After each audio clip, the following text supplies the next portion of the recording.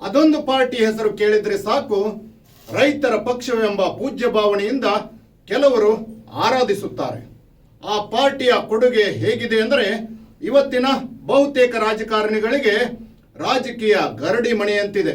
ಆ ಪಾರ್ಟಿಯಿಂದ ಒಬ್ಬರು ದೇಶದ ಪ್ರಧಾನಿಯಾದರೆ ಇನ್ನೊಬ್ಬರು ಒಂದಲ್ಲ ಎರಡಲ್ಲ 3 ಬಾರಿ ಕರ್ನಾಟಕ ರಾಜ್ಯದ ಮುಖ್ಯಮಂತ್ರಿಯಾಗಿದ್ದಾರೆ.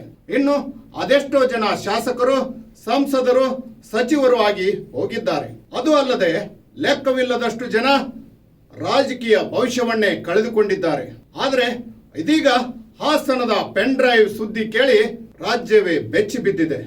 ವೀಕ್ಷಕರೇ, ಈ ಸುದ್ದಿಯನ್ನು ನೀವು ಸಂಪೂರ್ಣವಾಗಿ ನೋಡಬೇಕಾದ್ರೆ ಕಮೆಂಟ್ ಬಾಕ್ಸ್ನಲ್ಲಿ ನಮ್ಮ ಯೂಟ್ಯೂಬ್ ಲಿಂಕನ್ನು ಓಪನ್ ಮಾಡಿ. ಸತ್ಯ ಮತ್ತು ಪ್ರಾಮಾಣಿಕ ಸುದ್ದಿಗಳಿಗಾಗಿ ಛಲಗಾರ ಯೂಟ್ಯೂಬ್ ಚಾನಲ್ ಅನ್ನು ಸಬ್ಸ್ಕ್ರೈಬ್ ಮಾಡುವುದರೊಂದಿಗೆ ಪ್ರೋತ್ಸಾಹಿಸಿ. ಧನ್ಯವಾದಗಳು.